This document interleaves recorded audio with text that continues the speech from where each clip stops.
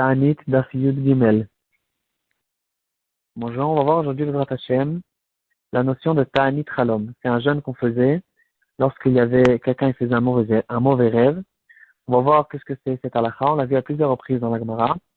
On va voir quels sont les rêves sur lesquels on est censé jeûner. Quels sont les halakhot de ce propos-là. Quel est le minhag aujourd'hui à propos de ce jeûne? Est-ce qu'on le fait ou on ne le fait pas? Et à la fin, on va voir quelques conseils qu'on retrouve dans les poskim à propos de quelqu'un qui a fait un mauvais rêve.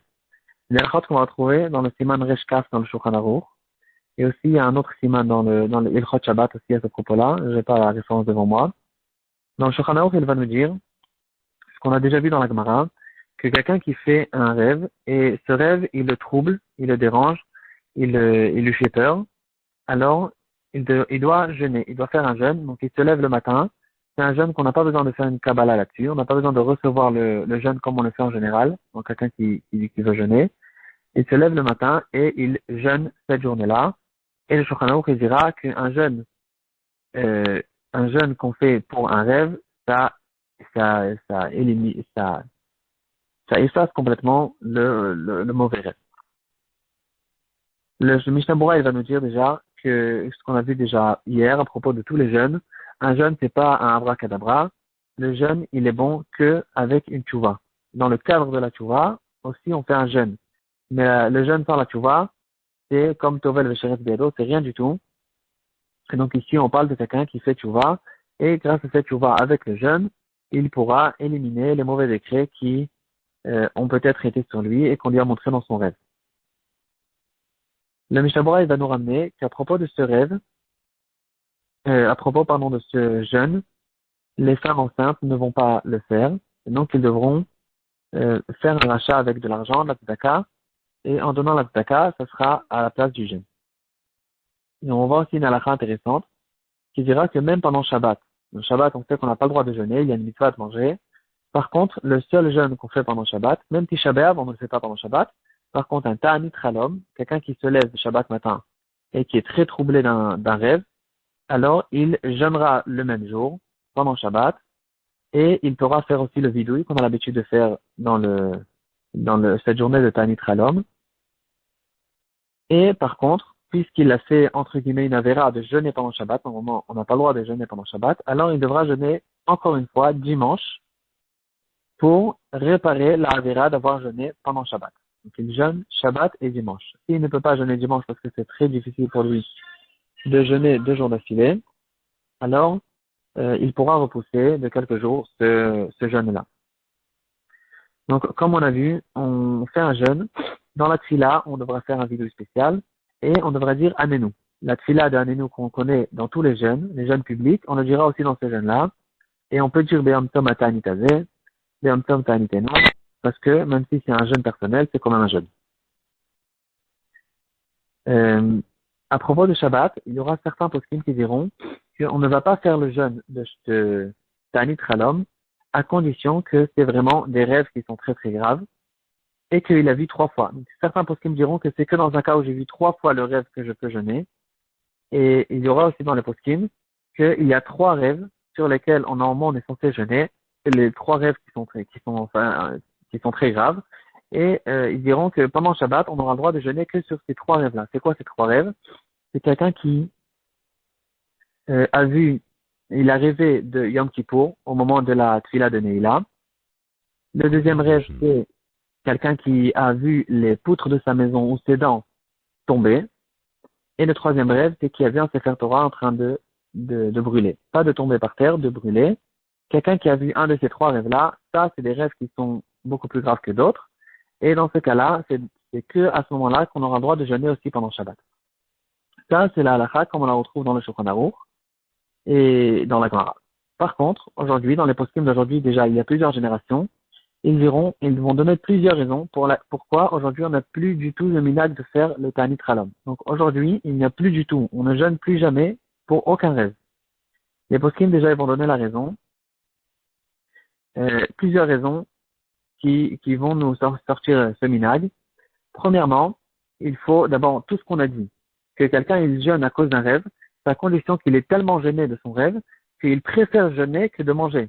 Mais si il est un petit peu gêné, il est un peu troublé du rêve, il a un peu peur, mais il préfère manger que de jeûner, dans ce cas-là, on n'a pas du tout parlé.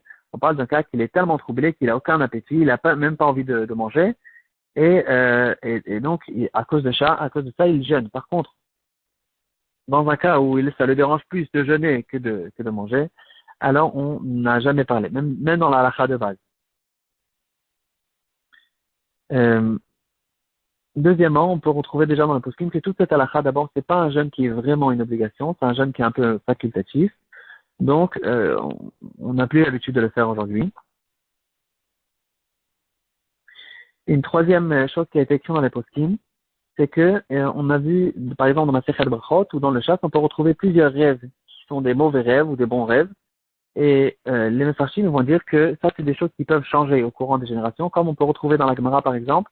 Il y a des médicaments, toutes sortes de remèdes et d'idées que la Gemara nous donne pour faire dans certains cas. C'est des choses qui ont changé aujourd'hui, parce que la nature a changé. C'est pas que la Gemara, du temps de la Gemara, c'était vrai, mais la nature des gens a changé dans beaucoup de cas.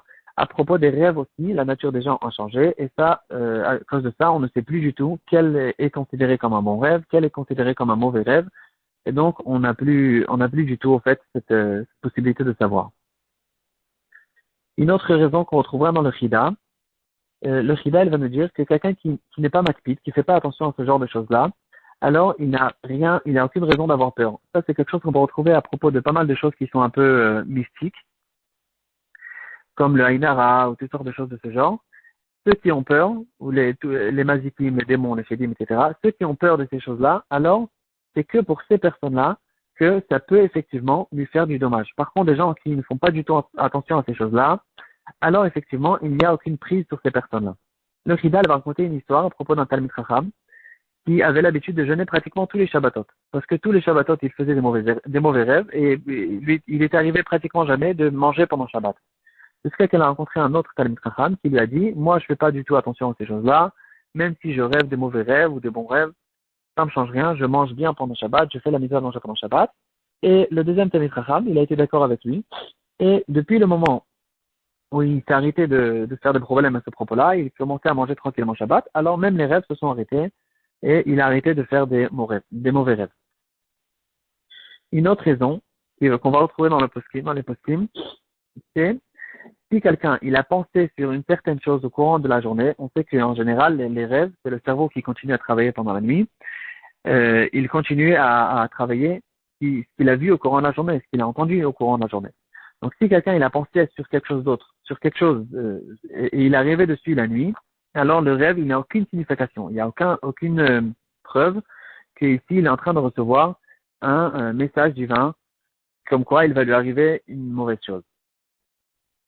Et, et ça on dit même à propos des trois rêves qu'on a vu avant, les trois rêves les plus graves. Si par exemple quelqu'un il a pensé au dentiste, il a mal aux dents, et pendant la nuit il a rêvé que ses dents sont tombées, alors il n'y a aucune signification parce que c'est que à cause qu'il a pensé au courant de la journée qu'il a fait ce rêve-là. Sur ça, à cause de ça, le Chazon Ish, il avait l'habitude de dire aux gens que de notre temps, on ne fait aucun problème à propos de aucun rêve, on n'en fait plus du tout une histoire, parce que aujourd'hui on a tellement on sait que de notre temps, on est tellement distrait par des messages qu'on reçoit dans tous les sens, des informations. Aujourd'hui, un homme, en moyenne, il peut lire un journal. Le nombre d'informations qu'il reçoit qu'il reçoit au courant d'une journée, elle est beaucoup plus grande que des informations que recevait n'importe quelle personne il y a 100 ans, quand il habitait dans un village, pendant un an. Donc, on est explosé dans tous les sens de publicité, d'informations, de messages, de choses qu'on entend, qu'on voit, etc. Et donc, notre cerveau, il reçoit tellement de choses que c'est à cause de ça que pendant la nuit, on peut rêver n'importe quoi, n'importe quand, et ça veut rien dire du tout. Aussi, pour la même raison, quelqu'un qui est parti dormir, quand il est parti dormir, il était rassasié, il a bien mangé avant. Aussi, ça peut être une raison pour laquelle il peut avoir des rêves bizarres, des mauvais rêves, et ça ne veut rien dire du tout, c'est pas du tout un message qui est en train de lui être donné. Donc ça, c'est au fait plusieurs raisons qu'on retrouve dans les poskim pour lesquelles aujourd'hui on n'a plus du tout l'habitude de jeûner à cause de aucun rêve pratiquement. Mis à part les trois rêves qu'on a vus avant, Yom Kippour pendant Neila, les dents qui tombent et le Sefer Torah qui brûle, dans ce cas-là, il faudra effectivement vérifier s'il a pensé d'une chose qui ressemble au courant de la journée. Dans ce cas-là, aussi dans cela, il ne devra pas faire un rêve, un jeûne, sinon, s'il est vraiment troublé ou gêné, alors, s'il veut, il a le droit de faire un jeûne, mais quand même, c'est quelque chose qu'on a complètement oublié aujourd'hui. Qu'est-ce qu'on peut faire? Maintenant, on va voir quelques conseils qu'on retrouve aussi dans les poskim. Qu'est-ce qu'on peut faire sur quelqu'un qui est troublé d'un rêve, et qui n'a pas envie de jeûner, qui n'a pas besoin de jeûner, mais il a envie quand même de réparer ce rêve-là. Il y a déjà Atavat Chalom, il y a quelque chose, c'est des psukim qu'on peut retrouver dans certains sidurim. Il y a des psukim qu'on dit devant trois personnes, que ces trois personnes vont lui répondre avec d'autres psukim. Il y a un certain nombre, ça prend 5-6 minutes, pour arranger, pour changer le rêve, pour le corriger. Corriger un mauvais rêve. Atavat Chalom, c'est quelque chose qu'on peut faire, et ça peut aider aussi. Une deuxième chose, dans le Birkat Kohanim, on peut retrouver aussi dans quelques sidurim, il y a un certain hiératon qui dira, j'ai fait un rêve, je ne sais pas qu'est-ce que c'est ce rêve, si c'est un bon rêve, c'est un mauvais rêve. Alors je demande à Hachem que si c'est un bon rêve, qu'il reste, si c'est un mauvais rêve, qu'il soit annulé, qu'il soit au contraire, qu'il se change en bon rêve, en bonne chose. La tzedaka, c'est quelque chose qui peut aussi aider. Les Teilim aussi, c'est quelque chose qui peut beaucoup aider dans ce cas-là et dans d'autres cas aussi d'ailleurs. Et il y a aussi quelque chose qui peut aider, qu'on retrouve dans les poskim. Si quelqu'un il est dérangé d'un rêve, il peut aller chez un Talmid Chacham, et le Talmid Chacham va lui interpréter le rêve d'une bonne manière.